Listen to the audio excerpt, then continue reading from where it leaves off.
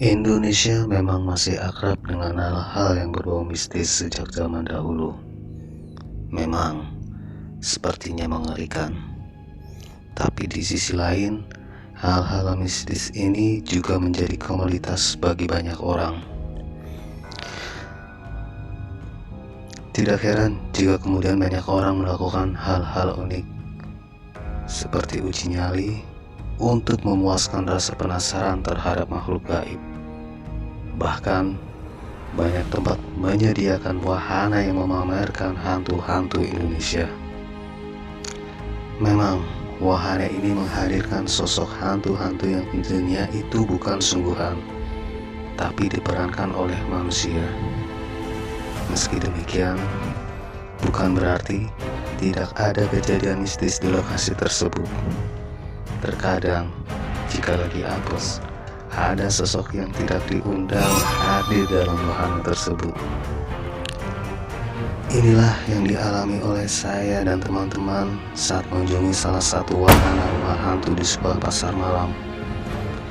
Kejadian itu terjadi di salah satu kota di daerah Jawa Tengah pada tahun 2001. Dan kebetulan lokasinya tidak jauh dari rumah. Berawal dari kabar yang menyatakan bahwa wahana rumah hantu tersebut benar-benar mencekam, saya dan teman-teman tertantang mencoba mencari kebenaran gosip tersebut. Waktu itu saya dan teman-teman jam 9 malam janjian untuk mengunjungi wahana tersebut.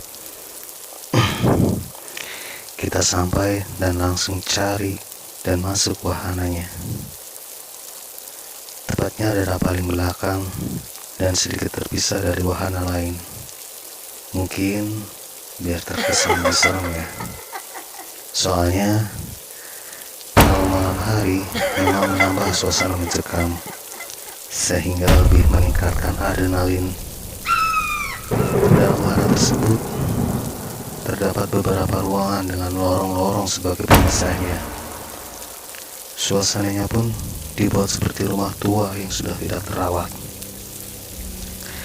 Kami pun berjalan perlahan, melihat dari sudut ke sudut, dan mencium bau kemenyan yang dibakar. Baunya. Di lorong pertama, ada kuntilanak sedang menyisir rambutnya yang terurai. Sambil deg-degan, aku jalan perlahan melangkah ke bagian lorong selanjutnya. Suara mengerang pocong di dekat telingaku. Seketika itu aku tersentak kaget. Astaga, sumpah benar-benar kaget. Sambil melanjutkan perjalanan, aku melihat ada hantu tuyul yang sedang duduk tertawa kecil di kursi yang rusak di bagian lorong. Tapi ada salah satu hantu yang posisinya paling belakang saat itu. Menemukan ada hantu lain di dalam situ. Awalnya aku merasa ada yang menggenggam tanganku dari arah belakang. Astaga, sontak aku benar-benar bikin kaget lagi nih. Karena tiba-tiba aku melihat sosok nenek-nenek menggunakan kain dan baju zaman dahulu dengan rambut terurai berantakan sambil membungkuk. Saat itu aku hanya berpikir bahwa nenek itu adalah salah satu pemeran di wahana itu. Meskipun saya sama sekali tidak bisa melihat wajahnya karena tertutupi rambutnya yang acak-acakan. Tapi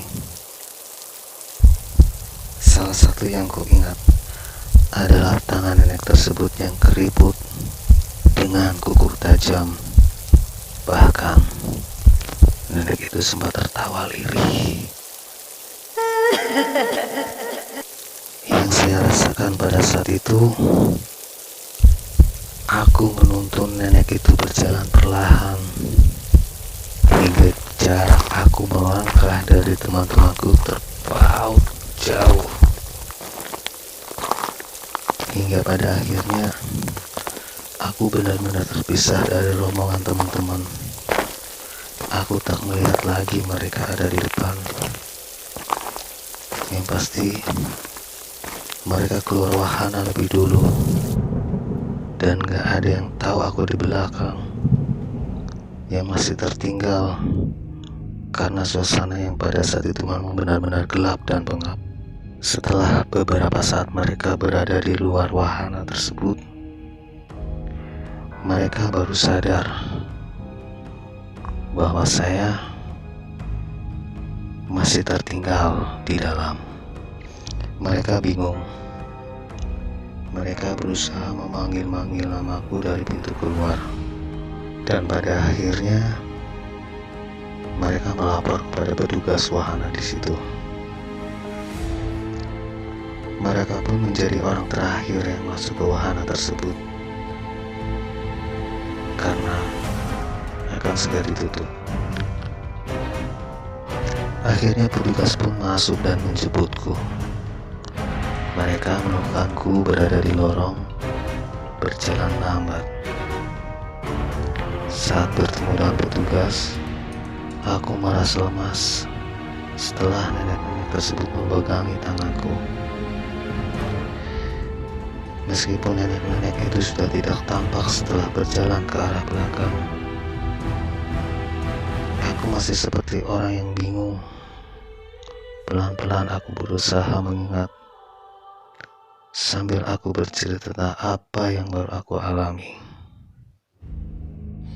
Petugas pun heran mendengar ceritaku, karena dalam wahana tersebut tidak ada pemeran hantu nenek-nenek.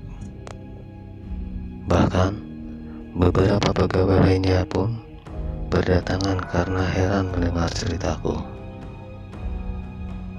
Kesemuanya menuturkan tidak ada pemeran hantu seperti apa yang aku katakan. Tapi tangan kananku yang tadi digenggam memang tampak masih merah, berbentuk tangan dan luka gores seperti terkena buku. Aku yang langsung lemas setelah mendengar penjelasan petugas. Kemudian aku diberi air minum dengan sedikit doa agar aku bisa tenang. Aku bahkan harus diantar pulang oleh teman-teman karena masih syok lantaran bertemu hantu suruhan di wahana tersebut. Jujur, kalau ingat itu, sampai sekarang juga masih gemetaran dan gak pernah menyangka kalau bakal ketemu hantu beneran.